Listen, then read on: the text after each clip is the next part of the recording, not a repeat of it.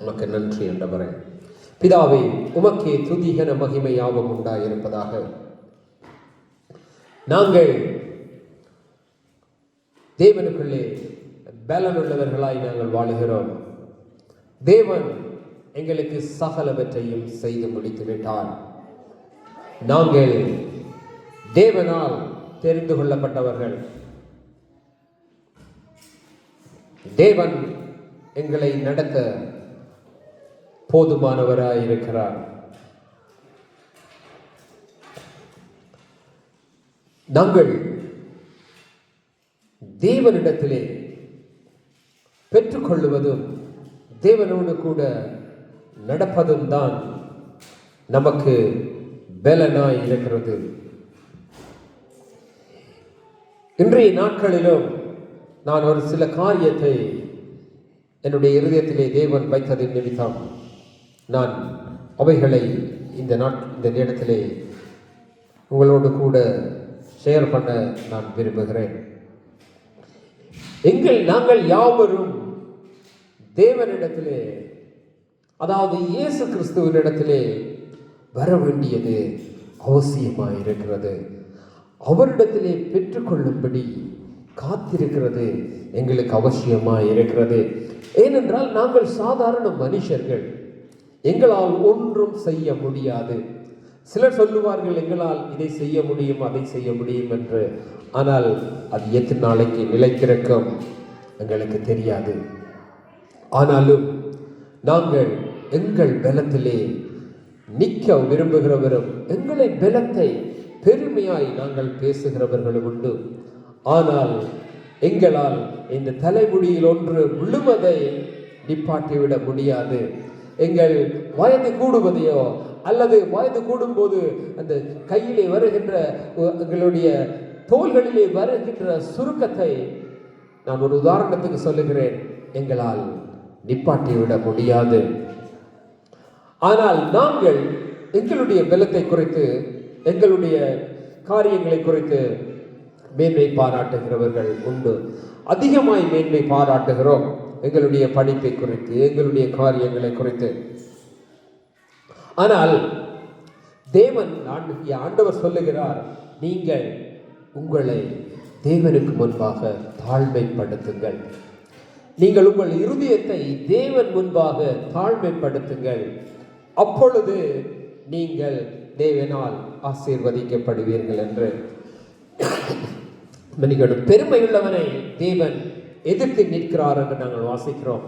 தாழ்மை உள்ளவருக்கோ கிருபை அளிக்கிறார் என்று நாங்கள் மத்தேயு 6வது அதிகாரத்திலே நாங்கள் வாசித்துக் கொண்டு போகலாம். அப்ப பெருமை என்பது தேவன் எதிர்த்து நிற்கின்ற காரியம். ஏன் நான் இதை சொல்லுகிறேன் என்று சொன்னால், பெருமை சில வேளை தேவனிடத்தில் இருக்கிற காரியத்தை பெற்றுக்கொள்ள முடியாமல் போய்விடும். இந்த யோவான் 5வது அதிகாரத்திலே ஒரு காரியம் உண்டு. அந்த நேரத்திலே, அந்த 5வது அதிகாரத்திலே ஒரு மனுஷன் இருந்தார். அவர் சாலமோன் கட்டின ஆலயத்திலே, அதற்கு பக்கத்திலே, சாலமோன் மண்டபத்திற்கு பக்கத்திலே ஒரு குளம் இருந்தது. அதாவது நாங்கள் எங்களுடைய தமிழிலே சொல்லுகிறது என்றால் கோயில் குளம் என்று சொல்லலாம். அந்த குளத்திலே ஒரு அற்புதம் உண்டு. அந்த குளத்திலே ஒரு அதிசயம் உண்டு. என்னென்று சொன்னால், அந்த குளத்திலே எப்பேற்பட்ட வியாதியானவர்கள் ஆனாலும் அந்த குளத்திலே போய் அந்த தண்ணீர் கலங்கும் போது அதற்குள்ளே போனால் சுகமாகிவிடும். அங்கே வருஷம் தோறும், நாட்கள் தோறும், மாதங்கள் தோறும் தேவதூதன் அந்த குளத்திலே வந்து தண்ணியை கலக்குவான். அப்ப நாங்கள் அதிலே போய் சுகமாகி விடுவோம் என்று சொல்லி அந்த இடத்திலே காத்திருக்கிற நோயாளிகள் உண்டு. அப்படிப்பட்ட அந்த நாட்களிலே ஒருவன் 38 வருஷமாய் அவனும் காத்திருக்கிறான் அந்த இடத்திலே.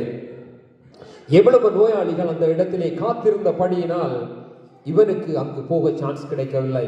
ஏனென்றால் இவன் முடவனா இருந்தபடியினால் இவனால் எழும்பி சுயமாய் போக முடியாது. அதனாலே அங்கு வேறு நோயாளிகளும் காணப்பட்டதன் நிமித்தம் ஒருவன் முந்தி இறங்கிவிட்டால் அவன் மற்ற யார் முதல் இறங்குகிறார்களோ அவர்கள் தான் சுகமாவார்கள். அப்படி ஒரு காரியம் அங்கு காணப்பட்டது. அந்த குளத்தருகே 38 வருஷமாய் ஒருவன் முடவனாய் இருக்கிறான். அந்த இடத்துக்கு இயேசு கிறிஸ்து வருகிறார். ஆனா அவனுடைய எதிர்பார்ப்பெல்லாம் அந்த குளத்துக்குள்ளே எப்படியாவது நான் இறங்கி என்னை சுகமாக்க மாட்டேனா என்று. அதே போலதான் நாங்களும் எங்களுடைய வாழ்விலே சில காரியங்களிலே நாங்கள் போராடுகிறோம். இதை எப்படியாவது நாங்கள் செய்து விட முடியாதா, அல்ல இதை நாங்கள் செய்தால் எவ்வளவு நன்மையா இருக்கும், இதங்கள் வாழ்விலே நிறைவேறினால் எவ்வளவு நன்மையா இருக்கும் என்று நாங்கள் பிரயாசப்படுகிற முயற்சிப்படுகிற காரியம் உண்டு. அதே போலதான் இந்த பெதஸ்தா குளத்தருகே காணப்பட்ட அந்த மனுஷனும் காத்திருந்தான். ஆனால் அவன் எப்படித்தான் சுகமாக வேண்டும் என்று நினைத்தானோ அவ்வண்ணமாய் அவன் சுகமாகவில்லை. அவனுக்கு இரட்டிப்பு நன்மை காத்திருந்தது. ஏனென்று சொன்னால், இதுவரைக்கும் அந்த குளத்திலே தேவதூதன் வந்து அந்த குளத்தை கலக்கின போது அங்கு போனவர்களுடைய நோய்தான் சுகமானது. ஆனால் இங்கு இயேசு கிறிஸ்து வரும்போது, அவன் இயேசு கிறிஸ்து இடத்திலே வரும்போது, இயேசு கிறிஸ்து அவனை சுகமாக்கினது மாத்திரமல்ல, அவனுடைய பாவங்களும் மன்னிக்கப்படுகிறது. ஒரு மனுஷனுக்கு பாவம் மன்னிக்கப்படுகிறது என்றது அதே போல அதுக்கு நிகரா இந்த பூமியில எதுவுமே இல்லை. ஒருவனிட கோடி பணம் இருக்கலாம், செல்வம் இருக்கலாம், பெருமை இருக்கலாம், புகழ் இருக்கலாம், அவைகள் எல்லாம் இந்த பூமியோடு முடிந்துவிடும். ஆனால் ஒருவனுடைய பாவம் மன்னிக்கப்படும் போது அவனுக்கு நோய்கள் சுகமாகின்றது. நான் அதை வருகிற நிறைய காரியங்கள் உண்டு. அப்ப இந்த இயேசு கிறிஸ்துவானவர் அந்த இடத்துக்கு வருகிறார். வந்து அவனிடத்திலே கேட்கின்றார். 5வது வசனத்திலே இருந்து வாசுகிறேன். 38 வருஷம் வியாதி கொண்டிருந்த ஒரு மனுஷன் அங்கே இருந்தான். படுத்திருந்த அவனை இயேசு கண்டு, அவன் வெகு காலமாய் வியாதியஸ்தன் என்று அறிந்து அவனை நோக்கி, சுஸ்தமாக விரும்புகிறாயா என்று கேட்கிறார். அவர் ஆண்டவர், அவருக்கு தெரியும் அவன் அதிலே காத்திருக்கிறதற்கு காரணமே எப்படியாவது அந்த தண்ணியில இறங்கி நான் சுகமாக விட மாட்டேன் ஆண்டு. அப்படி கேட்கும்போது அவன் சொல்லுகிறான், அதற்கு வியாதியஸ்தன், ஆண்டவரே, தண்ணீர் கலக்கப்படும் போது என்னை குளத்தில் கொண்டு போய் விடுகிறதற்கு ஒருவரும் இல்லை. நான் போகிறதற்குள்ளே வேறொருவன் எனக்கு முந்தி இறங்கி விடுகிறான் என்றார். அப்ப இவன் மட்டுமல்ல, அங்கு வேறு நோயாளிகளும் வந்து காத்திருக்கிறார்கள். ஏனென்றால் எப்பொழுது இந்த குளம் கலங்கும், தேவதூதன் வந்து கலக்குவான், அப்பொழுது நான் இறங்கி சுகமாகி விடுவேன் என்று.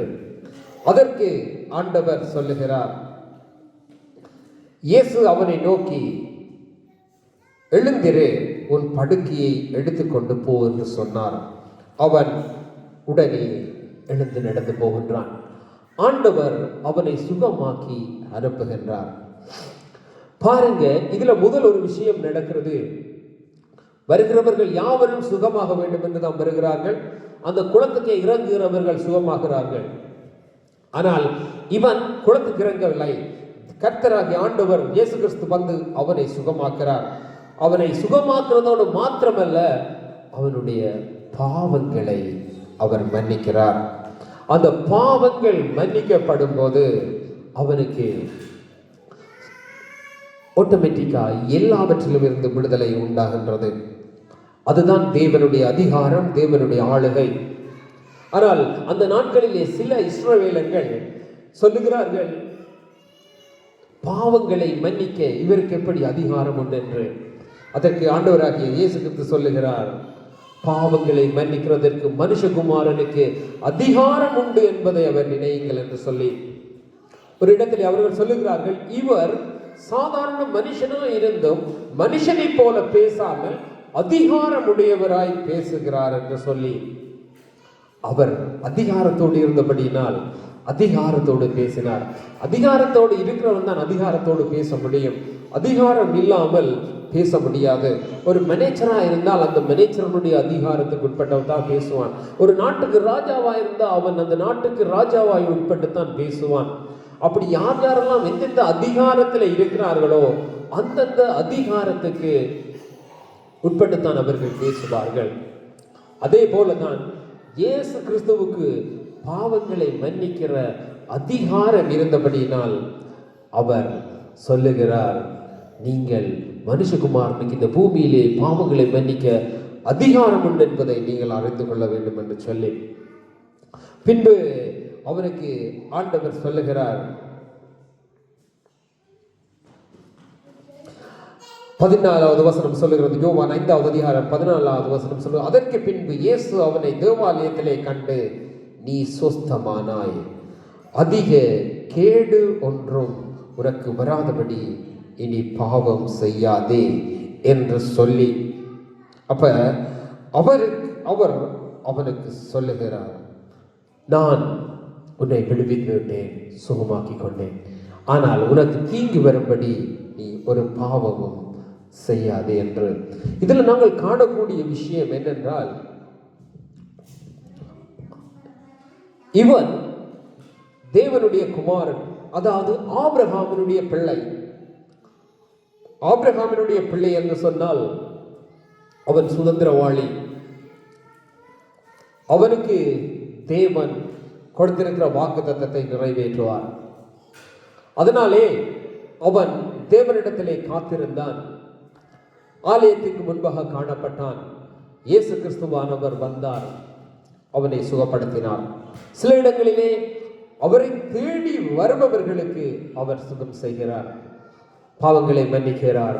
சில நேரங்களில் அவராய் போய் செய்கின்றார்.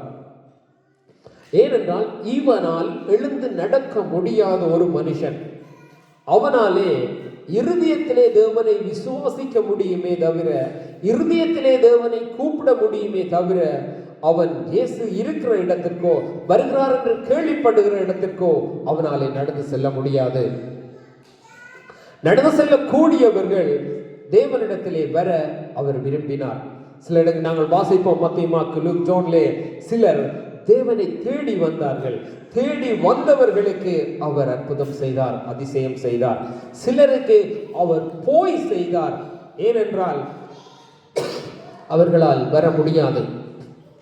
மரித்தோரை உயிர்ப்பித்தார், அவர் அங்கு சென்று அதை செய்தார். ஏனென்றால் மரித்திருந்தவன் எழும்பி இங்கு வர முடியாது. கட்டப்பட்டு சிறையிருப்பிலே இருந்தவன் தேவன் தேடி போய் செய்தார், ஏனென்றால் அவனாலே தேவனை தேடி வர முடியாது. ஆனால் எங்களாலே தேவனை தேடி போக பலன் உண்டானால், நாங்கள் தேடி போகும்போது, தேடி வரும்போது அவர் எங்களுக்கு அற்புதங்களை அதிசயங்களை செய்கிறவராய் இருக்கிறார். அதனாலே தான் ஆண்டவர் சொன்னார், பாவங்களை மன்னிக்க எனக்கு அதிகாரம் உண்டு என்று. அப்ப பாவங்களை மன்னிக்க இந்த பூமியில இதுவரைக்கும் எங்கேயும் ஒரு ஸ்டேட்மெண்ட்டும் கொடுக்கல. இந்த பூமியில உன் பாவம் மன்னிக்கப்பட்டது என்று சொல்லி எங்கேயும் எந்த ஒரு புக்ஸிலும் எந்த ரெஃபரன்ஸும் இந்த பூமியிலே இந்த பைபிளை தவிர வேற எங்கும் இல்லை. யாரும் காட்டிவிட முடியாது, காட்ட முடியாது, சொன்னதும் இல்லை. ஏனென்றால் சொல்லுவதற்கு அவர்களுக்கு அதிகாரம் காணப்படவில்லை, அதனாலே சொல்லவில்லை. தேவனும் அந்த அதிகாரத்தை கிறிஸ்துவுக்கு தவிர வேறொருவருக்கும் கொடுக்கவில்லை. அதுதான். ஏனென்றால் இப்போ ஒரு முதலாளி இருந்தால், அந்த முதலாளிக்கு கீழே பல கம்பெனிகள் இருக்குமா இருந்தால், அவர் மேனேஜர்ஸை வைத்திருப்பார், ஏரியா மேனேஜர்ஸை வைத்திருப்பார். மேனேஜர்ஸுக்கு மேற்பட்டு ஏரியா மேனேஜர்ஸ் இருப்பாங்க. அந்த ஏரியா மேனேஜர்ஸுக்கு ஒரு அதிகாரம் இருக்கும், அவர்கள் அதுக்கு உட்பட்டு செய்வார்கள். ஆனால் மேனேஜராக இருக்கிறவன் ஏரியா மேனேஜர் லெவலுக்கு போய் அதிகாரத்தை எடுத்து செய்துவிட முடியாது. அதே போலத்தான் ஆண்டவராகிய கடவுள் இருக்கிறார். அது தேவன் பூமியிலே பல பேர் இந்த பூமிக்கு வந்தாலும், கிறிஸ்துவுக்கு முற்பட்ட இந்த பூமியிலே பல தீர்க்கதரிசிகள் தோன்றி இருந்தாலும், தங்களை கடவுள் என்று சொல்லுகிறவர்கள் தோன்றி இந்த பூமியிலே வாழ்ந்திருந்தாலும், ஒருவரும் இந்த ஸ்டேட்மெண்டை கொடுக்கல. பாவங்களை மன்னிக்க எனக்கு அதிகாரம் உண்டு என்றும், பாவம் மன்னிக்கப்பட்டது எழுந்து போவது என்று சொல்லி. ஏனென்றால் அதை தேவன், அந்த அதிகாரத்தை தேவன் பூமியிலே ஒருவருக்கு கட்டவிழ்க்கல. அதுதான் உண்மை. அப்பொழுது தேவன் கொடுத்த அந்த அதிகாரம், அவரே தேவனாயிருந்தார், அதனாலே தான் அவருக்கு அந்த அதிகாரம் காணப்பட்டது. அவரே கர்த்தர், அவரே தேவன், அவர் அந்த அதிகாரம் அவரிடத்திலே இருந்தது. அந்த அதிகாரத்தை அவர் யூஸ் பண்ண வேண்டி இருந்தது. ஏனென்றால் அவர்கள் அவரை தேவனாய் காணும்படிக்கு. அப்ப நாங்கள் எங்கள் வாழ்விலே அவரை தேவனாய் காணும்படிக்கு நாங்கள் எங்களை அவருக்குள்ளே ஒப்படைப்போமானால், அதிகாரத்தை அவர் எங்கள் மேல் வைக்கத்தக்கதாய் நாங்கள் கொடுப்போமானால், அவர் எங்களுக்கு ராஜாவாய் தேவனாய் இருந்து சகலவற்றையும் செய்வார். எங்கள் வீட்டுக்குள்ளே வருவதற்கு, நாங்கள் வீட்டுக்கு இருந்தவர்களுக்கு திறப்பை கொடுக்கும் போதுதான் அவர்கள் திறந்து வர முடியும். இல்லை என்று அவர்கள் திறந்து வர முடியாது, அதிகாரம் செய்ய முடியாது. அதை தான் நான் ஆண்டவராகிய கிறிஸ்து சொன்னார், நீங்கள் உங்கள் இருதயத்தை எனக்கு திறந்து கொடுங்கள், நான் உங்களுடைய இருதயங்களில் வாசமாக விரும்புகிறேன். அதனால் தான் 1 கொரிந்தியர் 3:16 சொல்கிறது, you are the temple of God. அதாவது நீ தேவனுடைய ஆலயமாக இருக்கிறாய். இந்த பில்டிங் தேவனுடைய கடவுளுடைய ஆலயம் அல்ல. நாங்கள் இங்கே வாசம் பண்ணுகிறபடினால், நான் இந்த இடத்திற்கு வருகிறதுனால், தேவனுடைய பிள்ளைகள் இந்த இடத்திற்கு வருகிறபடினால், தேவன் இங்கு வாசம் பண்ணுகிறார், எங்களுக்குள்ளே வாசமாக இருக்கிறபடினால். இந்த பில்டிங்கிலே அவர் இல்லை, அதனாலே தான் நாங்கள் வாசிக்கிறோம். தேவன் கையினால் கட்டப்பட்ட ஆலயங்களில் வாசமாக இருக்க விரும்பாமல், அவராலே உண்டு பண்ணப்பட்ட நமக்குள்ளே அவர் வாசம் பண்ண விரும்புகிறார். அப்படி நாங்கள் அவருக்கு இடம் கொடுக்கும் போது தேவன் தேடி வருகிறவராயும் அவரை தேடி போகிறவருக்கும் அற்புதம் செய்கிறவராய் இருக்கிறார். அதே போலதான் இந்த ஆபிரகாமின் குமாரனாகிய இந்த பெதஸ்தா குளத்தருகே அவன் தேவனுக்காக காத்திருந்த போது தேவன் அங்கு வந்து அவனுக்கு அற்புதம் செய்கிறார். அவர் அவனை தேடி வருகிறார். அவர் இதிலே குறிப்பிட்ட காரியத்தை சொல்ல முடியுமானால் 35வது அதிகாரத்திலே 5வது வசனம் சொல்லுகிறது, இயேசு அவனை காண்கின்றார், அவனுக்கு கண்டு இறங்குகிறார், வியாதியஸ்தனை நோக்கி பார்க்கிறார், சுகமாக விரும்புகிறாயா என்று அவனோடு பேசுகிறார்.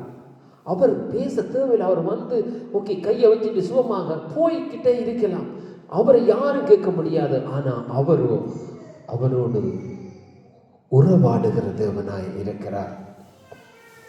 அவரு உதவி செய்கிறார். எழுந்திரு, உன் படுக்கை எடுத்துட்டு போ.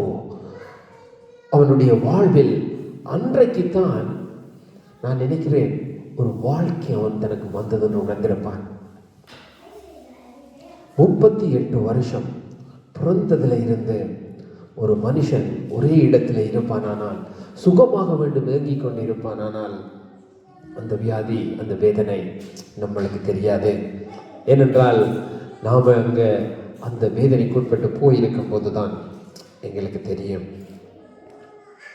அப்ப இந்த பூமியிலே பல காரியங்கள் உண்டு, நிறைய காரியங்கள் உண்டு. சில மொழியில நாங்கள் சில காரியங்களை விரும்புவோம், விட்டு கொடுக்க மாட்டோம். ஏன் ஆண்டவராகிய இயேசு கிறிஸ்துவை உதாரணத்துக்கு எடுத்துக்கொள்ளுவான். சிலவர்கள் எங்களுடைய குடும்பத்துக்குள்ளேயே உற்றார் உறவினர் சகோதரிகள் சகோதரர்கள் அப்படி இருக்கிற இதுகளுக்குள்ளேயே அவங்க எங்களுக்கு செய்யணும், ஆனால் நாங்களும் இறங்கி போக மாட்டோம், அவங்க வந்து செய்யணும். அப்படியான வாழ்க்கை முறையில் வாழ்கிற ஆக்கள் தான் நாங்கள். அவ்வளவு இருமாப்புள்ள இருதயமும் தலக்கணமும் பிடிச்சாக்கள் நாங்கள். நான் பார்த்திருக்கிறேன், நான் வாழ்ந்திருக்கிறேன். நான் ஒன்றும் செய்யலை, இவர் தான் எனக்கு செஞ்சவர். நான் என்னதுக்கு இவர்கிட்ட போய் வருவேன், அவர் தான் வரணும் என்னட்ட, அவர் வந்து தான் செய்யணும். ஸோ இவர் எனக்கு செஞ்சுதான் ஆகணும், அவங்க எனக்கு செஞ்சுதான் ஆகணும். உறவு முறைகளை சொல்லி நாங்கள் சொல்லுவோம். ஆனால் எங்களை இறங்கி போய் செய்ய சிலர் சொல்லுவாங்க, நீ ஒரு படி இறங்கி போய் பார், உன்னுடைய அண்ணன் தானே அல்லது அக்கா தானே அல்லது உன்னுடைய நீ இறங்கி போ. ஏன் நான் இறங்கி போக வேண்டும்? ஆனால் அவங்க வந்து செய்யணும் என்று எதிர்பார்ப்போம், நாங்கள் இறங்கி போக மாட்டோம். அது மனுஷருக்குள்ளே வேறு விதம். ஆனால் கடவுளிடத்திலே தேவனிடத்திலே நாங்கள் இறங்கி போகும்போது, எங்களுடைய இருதயத்தை நாங்கள் தாழ்த்தி போகும்போது அங்கு நடப்பது வேறு விதம்.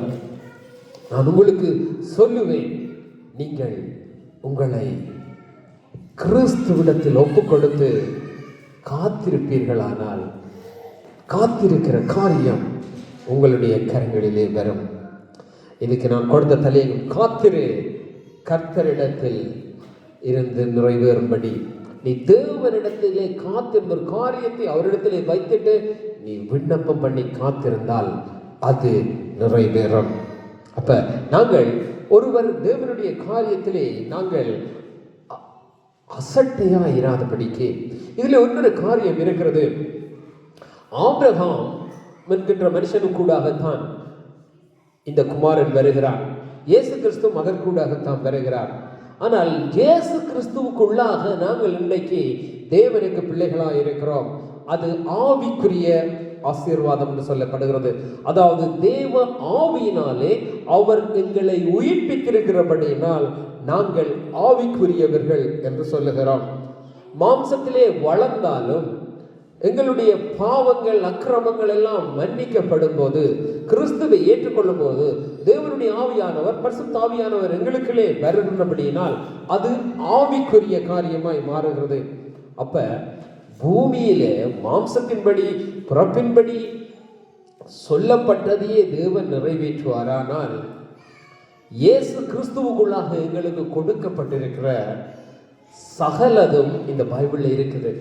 இந்த பைபிளை நாங்கள் வாசிச்சு கிறிஸ்துவுக்குள்ள எனக்கு இவைகள் கொடுக்கப்பட்டிருக்கிறது என்று நாங்கள் நினைச்சு விசுவாசித்து அதை பெற்றுக்கொண்டு வாழ்றது தான் கிறிஸ்தவ வாழ்வு. கிறிஸ்தவ வாழ்வுன்றது மதம் மாறுறது இல்லை. கிறிஸ்தவ வாழ்வு கல்யாணத்துக்காக மதம் மாறிட்டு நான் கிறிஸ்தவன், கல்யாணத்துக்கு மதம் மாறிட்டு நான் முஸ்லீம், கல்யாணத்துக்கு மதம் மாறிட்டு நான் சைவக்காரன் என்று நான் மதம் மாறிட்டேன் என்று சொல்லுகிறது இல்லை. அது உலகத்தின்படி நடக்கிறவன். ஆனால் கிறிஸ்துவுக்குள் ஒருவன் மாறுகிறது என்பது கிறிஸ்துவுக்குள்ளாக இந்த பூமியில் எங்களுக்கு வைக்கப்பட்ட சகலவற்றையும், அதேபோல பரலோக ராஜ்யத்திலே நித்திய ஜீவனில் எங்களுக்கு வைக்கப்பட்ட சகலவற்றையும் பெற்றுக்கொண்டு வாழ்றது தான் கிறிஸ்துவுக்குள் வாழுகிற வாழ்வு. அதற்கு ஒரே வழிதான், நீங்க இதை வாசித்தா மட்டும்தான் தெரியும்.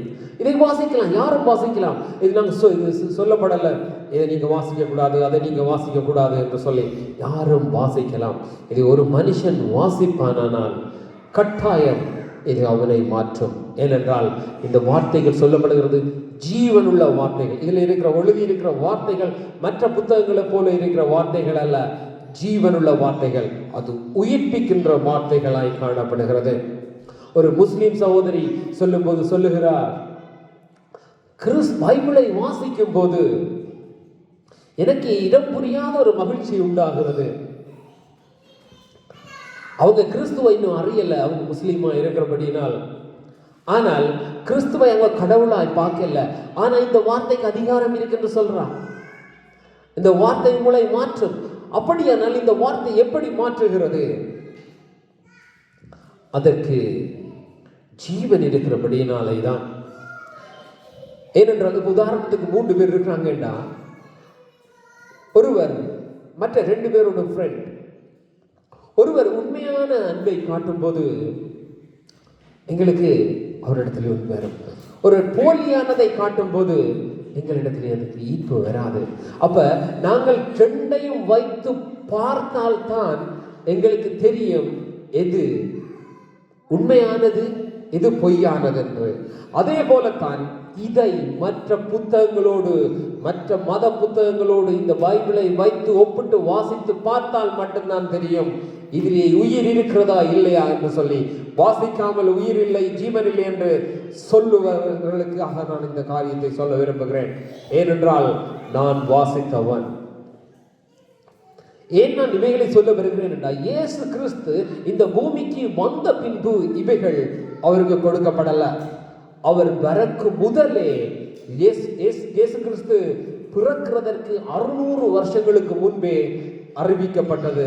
இயேசு கிறிஸ்து வருவார், அவர் இப்படி இப்படி எல்லாம் செய்வார் என்று சொல்லி சொல்லப்பட்டிருக்கிறது. பாவங்களை மன்னிப்பார், கட்டுண்டவர்களை விடுதலையாக்குவார், நோயிலே இருக்கிறவர்களை சுகமாக்குவார் என்று சொல்லி, அதற்கும் இந்த பைபிள் தான் காரணமாய் இருக்கிறது.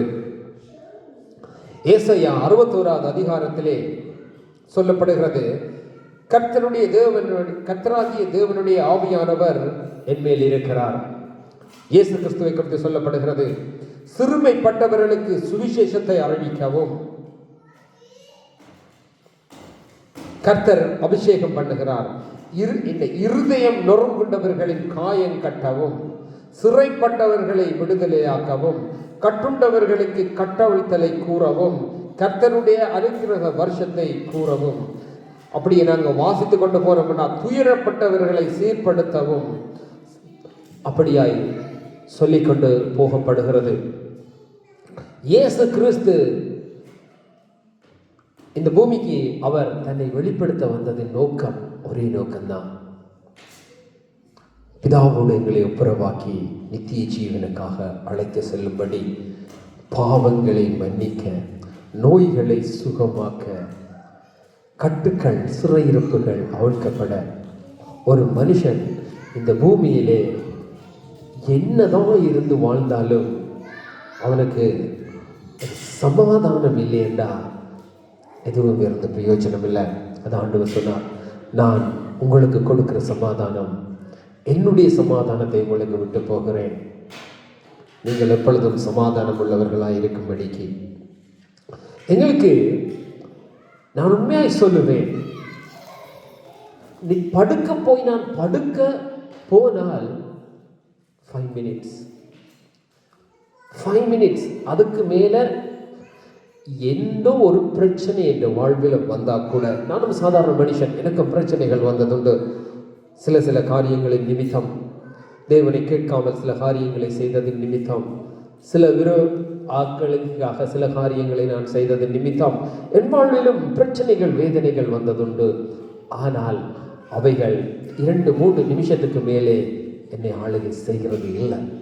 இரவு எவ்வளவு பிரச்சனையா இருக்கட்டும், நான் இரவு போய் படுத்தேன் என்றால் ஆண்டவரே என்னை பார்த்து கொள்ளும் என்று சொல்லிட்டு படுத்தா 5 மினிட்ஸ் அப்படி எனக்கு தேவன் தூக்கத்தையும் சந்தோஷத்தையும் சமாதானத்தையும் தந்து வைத்திருக்கிறார்.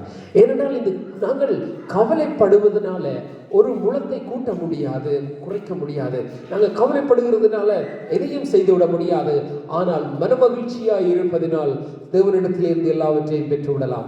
அதைத்தான் தேவன் சொல்லுகிறார், நீ துக்கப்பட்ட சந்தோஷம் கவலைப்படுகிறதுனால் ஒருவன் தன்னிடத்தில் ஒரு முழத்தை கூட்டவும் முடியாது, குறைக்கவும் முடியாது.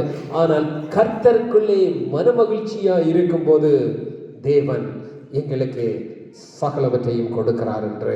ஏனென்றால் நாங்கள் அவரிடத்திலே நம்பிக்கையாய் இருக்கிறோம், அவரிடத்திலே விசுவாசமாய் இருக்கிறோம். நான் எல்லா பிரச்சனையும் எல்லா நேரத்திலும் கர்த்தாவை உம்மை நம்பி இருக்கிறோம் என்று நாங்கள் அவரிடத்திலே சொல்லி எங்களை அவருக்குள்ளே வைத்துட்டு இருக்கிறதுனால் அதை பார்க்கிறவர் செய்து முடிக்கிறார். கிறிஸ்தவ வாழ்வு என்றது இதுதான். கிறிஸ்தவ வாழ்வு என்றது இதுதான். கிறிஸ்துவை நம்பி, பிதாவே நீர் எனக்கு கிறிஸ்துவுக்குள்ள செஞ்சிட்டீங்க, அதனால நீங்க எனக்கு இதை செய்வீங்க, நான் நிம்மதியாய் உறங்குகிறேன், நிம்மதியாக இருக்கிறேன், நடக்கிறேன். இதுதான் கிறிஸ்தவ வாழ்வு. அதை விட்டுட்டு நான் கிறிஸ்தவன், கிறிஸ்துமஸ் கொண்டாடினா கிறிஸ்தவன், அது செஞ்சா கிறிஸ்தவன், இது நான் கிறிஸ்தவம் என்கின்றது ஜனங்கள் மதமாய் பார்த்துட்டு இருக்கிறாங்க. அது உயிருள்ளது, அது ஜீவனுள்ளது, தேவனோடு உறவாடுகிற காரியமாய் காணப்படுகிறது.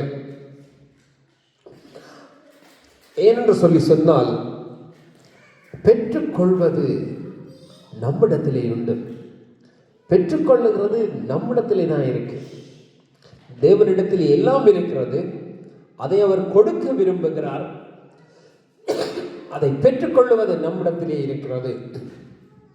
எங்களுடைய வேலை அவரை ஏற்றுக்கொண்டு விசுவாசித்து அவருக்குள்ளே நடக்கும்போது அவர் எங்களுக்கு எல்லாவற்றையும் செய்கின்றவராய் இருக்கிறார். அவர் யாவையும் செய்து முடிக்கிற விரும்புகிறவராய் இருக்கிறார். நான் அதோடு கூட இன்னொரு காரியத்தை நான் பார்த்துட்டு முடிக்க விரும்புகிறேன். அதிகமாய் பேச விரும்பாமல்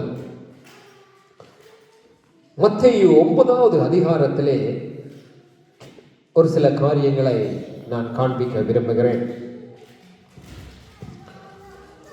அங்கும் படுக்கையாய் கிடந்த திமிர்வாதக்காரனை கண்டு அவரிடத்தில் கொண்டு வந்தார்கள். இயேசு அவர்கள் விசுவாசத்தை கண்டு திமிர்வாதக்காரனை நோக்கி, மகனே திடங்கள், உன் பாவங்கள் உனக்கு மன்னிக்கப்பட்டது என்றார்.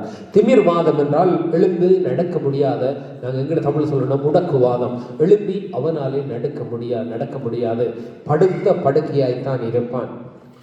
அவனாலே வர முடியாது என்று வேறு சிலர் அவனை தூக்கி கொண்டு வருகிறார்கள். அப்ப ஆண்டவர் அவனுக்கு சொல்லுகிறார், நீ சுகமானா என்று சொல்லல, அவர் சொல்லுகிறார், மகனே, உன் பாவங்கள் மன்னிக்கப்பட்டது என்றார். அப்பொழுதுதான் அந்த வேதபாரகர் பரிசேயர் என்று சொல்லுகிறவர்கள், அந்த நாங்கள் தான் பெரிய, எங்களுக்கு தான் எல்லாம் தெரியும் என்று சொல்லுகிற அந்த மதவாதிகள், தலக்கணம் முடிச்சவர்கள், அவர்கள் சொல்லுகிறார், பாவங்களை மன்னிக்க இவனுக்கு அதிகாரம் யார் கொடுத்தது என்று சொல்லி இவன் தேவனுக்கு எதிராய் தூஷணம் பேசுகிறான் என்று சொல்லுகிறார்கள். அப்ப ஆண்டவர் சொல்லுகிறார், பாவங்கள் மன்னிக்கப்பட்டது என்று சொல்வதா? எழுந்து நடந்துன்னா தேவனுடைய வார்த்தை அற்புதமானதுங்க. அதை அறிஞ்சவனுக்கு புரிஞ்சவனுக்கு தான் அது தெரியும். இப்ப நான் ஒரு இடத்துல ஒருவன் படுத்திருக்கிறான், அவன் நோயாயிருக்கிறான், ஆண்டவர் அவனுக்கு வந்து நோய் சுகமானது, எழுந்து நட என்று சொன்னால் அவனுக்கு நோய் மட்டும்தான் சுகமாயிற்று. ஆனால் உன் பாவங்கள் உனக்கு மன்னிக்கப்பட்டது என்று சொல்லும் போது அவனுக்கு பாவமும் மன்னிக்கப்படுகிறது, அவனுக்கு நோயும் குணமாகிறது. அதே நேரம் அவன் தேவனுடைய பிள்ளைமாய் மாறுகிறான். ஒரு வார்த்தையிலேயே பல காரியங்கள் அங்கே அடங்கி இருக்கிறது. கிறிஸ்துவுக்கு சொல்ல முடியாது, ஓகே மற்றவர்களே என்று சொல்லி, ஓகே நோய் சுகமானது, எழுப்பி நட என்று தேவனால் சொல்லிவிட்டு போய்விட முடியும். ஆனால் தேவன் ஏன் அதை சொல்லுகிறார் என்றால், பாவங்கள் மன்னிக்கப்பட வேண்டும். ஒரு மனுஷனுடைய பாவம் மன்னிக்கப்பட வேண்டும். அவருடைய பாவங்களை மன்னிக்க கிறிஸ்து ஒருவரால் தான் ஆகும்.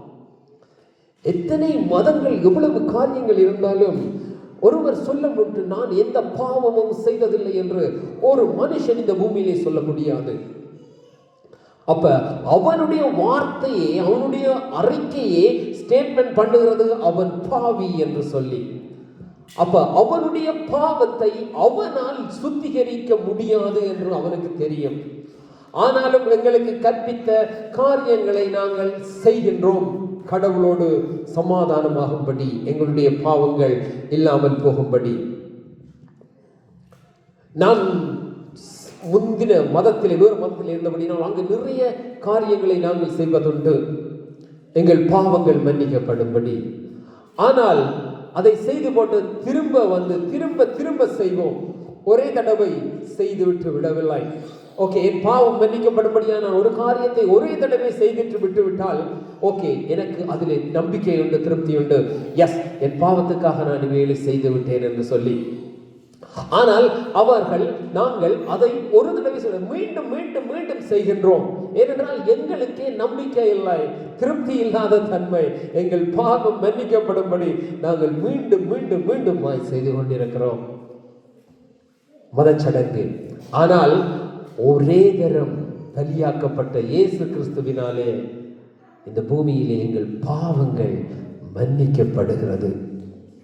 பாவம் மன்னிப்பு கிறிஸ்துவினாலே எப்படி எங்களுக்கு உண்டாயிருக்கிறது என்றால், அவர் ஒரே தரம் சிலுவையிலே அடிக்கப்பட்டு எங்களுக்காக மரித்து மீண்டும் அவர் உயிர் தெழுந்து அவருடைய ஜீவனை எங்களுக்கு கொடுத்து எங்களை அவர் விடுவித்தபடியினால் எங்களுக்கு பாவ மன்னிப்பு கிறிஸ்துவினாலே உண்டாயிருக்கிறது.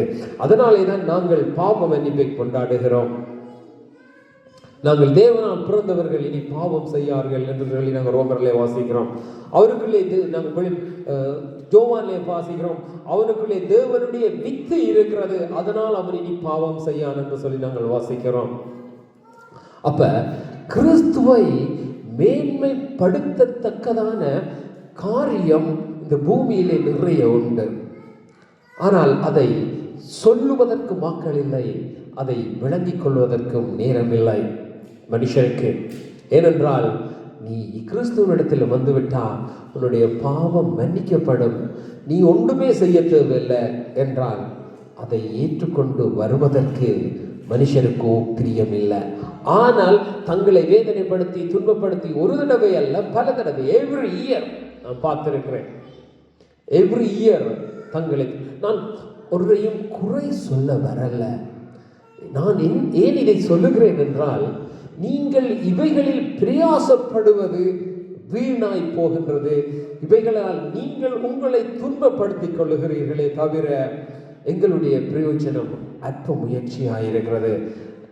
நான் அதை நீங்கள் ஒரே தடவை செய்துட்டு விட்டு விடுவீர்களானால் அதை நான் ஏற்றுக்கொள்ளக்கூடும் ஒரு மனுஷனால். ஆனால் மீண்டும் மீண்டும் மீண்டும் என்றால் எங்கள் பாவம் மன்னிக்கப்படலை. அதாலே தான் நாங்கள் மீண்டும் மீண்டுமாய் செய்கின்றோம். அப்ப இயேசு கிறிஸ்துவுக்குள் நீங்க இயேசு கிறிஸ்துவுக்கிட்டே வந்து விட்டால் தேவன் பாவங்களை மன்னிக்கிறார், அவர் உயிர்ப்பிக்கின்றார். எங்கள் உள்ளத்திலே இயேசு கிறிஸ்துவுக்குள்ளே வருகிறது இதுதான். எங்கள் உள்ளத்திலே அவருக்கு இடம் கொடுத்து இருதயத்திலே நினைவிலே வைத்துக்கொண்டு வாழும் போது வார்த்தை எங்களுக்குள்ளே கிரியை செய்கிறது. நான் மீட்கப்பட்டேன், என் பாவங்கள் மன்னிக்கப்பட்டது, அதனால் என் வாழ்வில் தேவன் என்னோடு கூட இருக்கிறார், அவர் என்னை காக்கிறார், நடத்துகிறார் என்று சொல்லி இவைகளெல்லாம் எங்களுடைய விசுவாசத்தின்படி உண்டாயிருக்கிறது. எபிரேயர் 11ஆம் அதிகாரத்திலே சொல்லப்படுகிறது, நம்பப்படுகிறவைகள் உறுதியும் காணப்படாதவைகளின் நிச்சயமுமே எங்களுடைய விசுவாசமாக இருக்கிறது. நாங்கள் காணல, ஆனால் நம்புகிறோம், அது நீதியாக இருக்கிறது. நான் ஒவ்வொருவருக்கும் சொல்ல விரும்புகிற காரியம், நீங்கள் சில வேளைகளில் பார்க்கும்போது மதத்தை குறித்து பேசுகிறது போல இருக்கலாம், ஆனால் தேவன் எங்களுக்காக செய்து முடித்தது இவைகளாய் இருக்கிறது.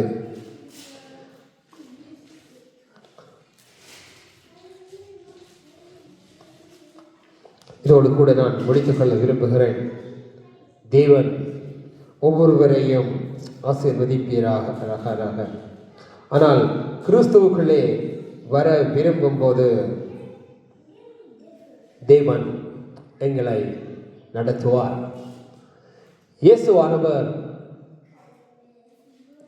எங்களோடு கூட நடந்து வரும்படி அவர் விரும்புகிறார்.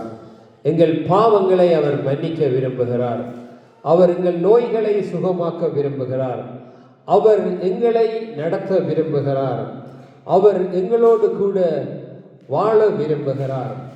நாங்கள் அவருக்குள்ளே வாழும்படி அவர் விரும்புகிறவராய் இருக்கிறார். நாங்கள் எங்களை அவரிடத்திலே ஒப்புக் கொடுப்போமானால்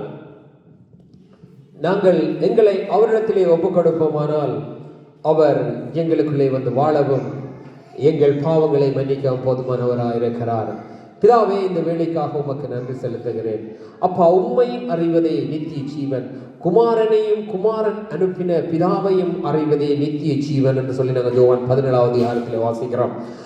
அவரை அறியவும் ஆண்டவரே பாவம் மன்னிக்கப்பட்ட வாழ்வு வாழவும் பிதாவை நீர் எங்களுக்கு கொடுத்த கிருபைக்காக உமக்கு நன்றி செலுத்துகிறோம். ஆண்டவரே, அந்த கிருபையை நீர் ஒவ்வொருக்கும் கொடுக்க வேண்டும்படியாய் ஜெபிக்கிறோம். ஆண்டவரே, நீர் கொடுத்த அன்பின் குமாரனாகிய இயேசுவுக்காக நன்றி செலுத்துகிறேன். எங்கள் பாவங்களை மீறுதல்களை மன்னித்தபடியினால் உமக்கு நன்றி செலுத்துகிறேன். சகல துதிகன மகிமையை பிதாவே குமாரனாகிய இயேசு கிறிஸ்துவுக்குள் ஒப்படைத்து ஜெபிக்கிறேன், நன்றி செலுத்துகிறேன். இயேசுவின் நாமத்தில் பிதாவே, ஆமென்.